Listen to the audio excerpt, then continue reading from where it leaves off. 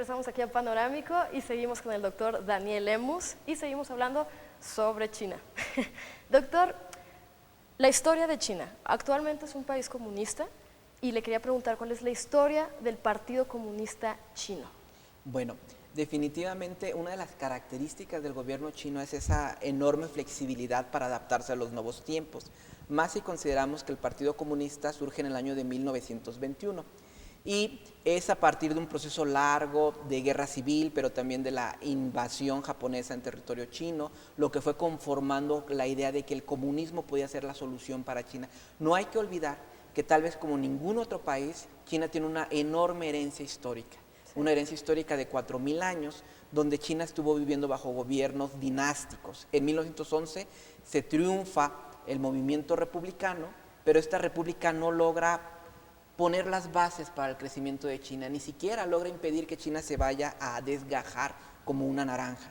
Y es solamente el comunismo en el 49 cuando empieza a poner un orden interno en la figura, por supuesto, de Mao Zedong. Antes de que empezara el comunismo, ¿cómo era el gobierno en China?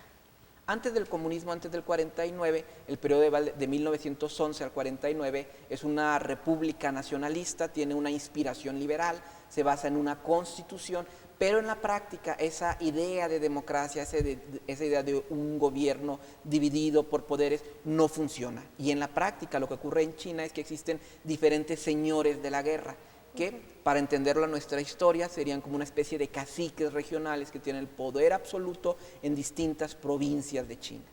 Perfecto, entonces llega Mao Zedong, comienza el comunismo en China.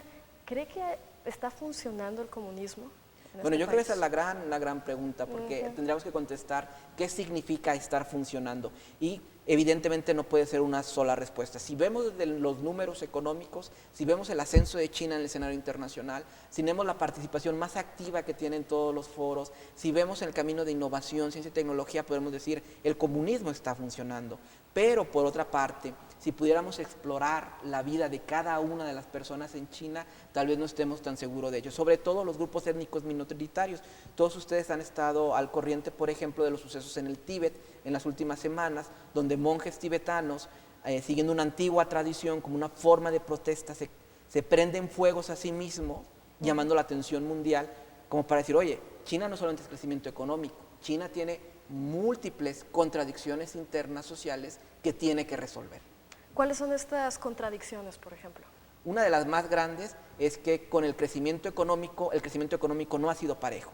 Y entonces tenemos provincias que han crecido más que otras. Tenemos los habitantes de la ciudad que han crecido más respecto a los habitantes del campo. Y tenemos sobre todo el grupo étnico Han, que es el que domina, podemos decir, el panorama de China con el 91%, con ciertas oportunidades o ciertos beneficios a diferencia de los grupos minoritarios en China. Entonces, estos son enormes desequilibrios que cada vez se están generando y gestando más.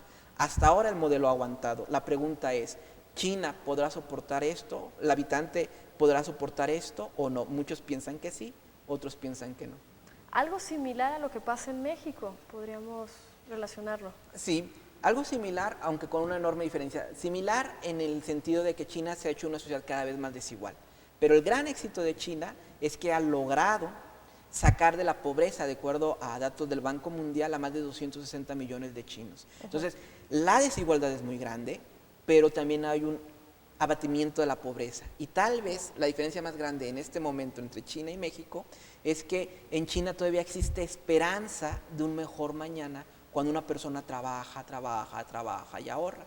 Tal vez en México uno de los grandes problemas es que enormes sectores de nuestra población han perdido la esperanza que un trabajo constante, honrado y digno pueda llevar a mejores estadios en la sociedad.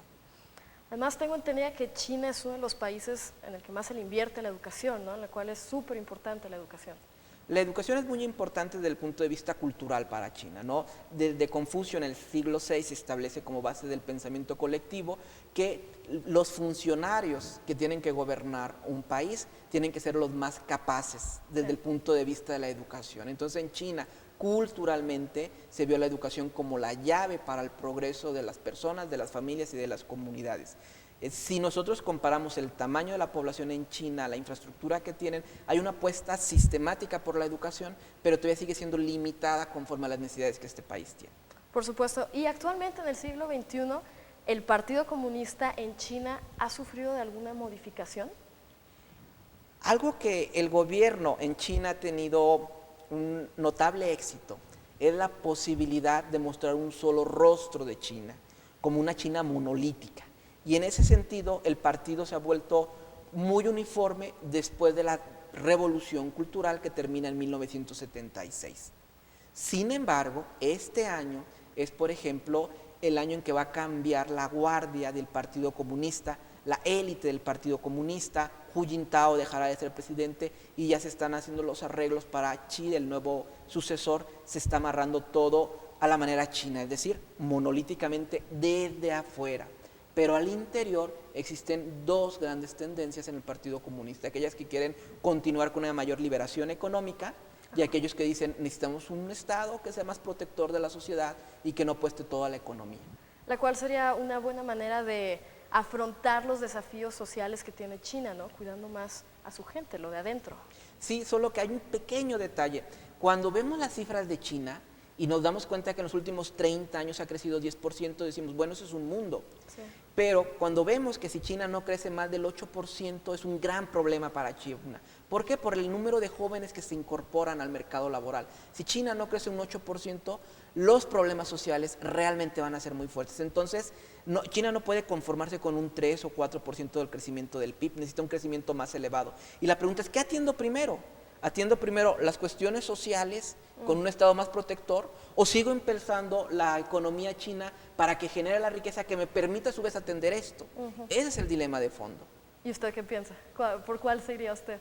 La solución definitivamente no es sencilla. Pienso que como va a suceder en China, cada región va a ganar mayor autonomía para decidir qué va a hacer primero. Lo importante es generar un sistema que sea subsidiario entre las provincias ricas con las provincias pobres. Wow, excelente. Muchas gracias, doctor. Qué interesante. Tenemos que irnos a una pausa y regresamos para seguir platicando sobre China y la calidad de vida de los habitantes. Excelente. Regresamos.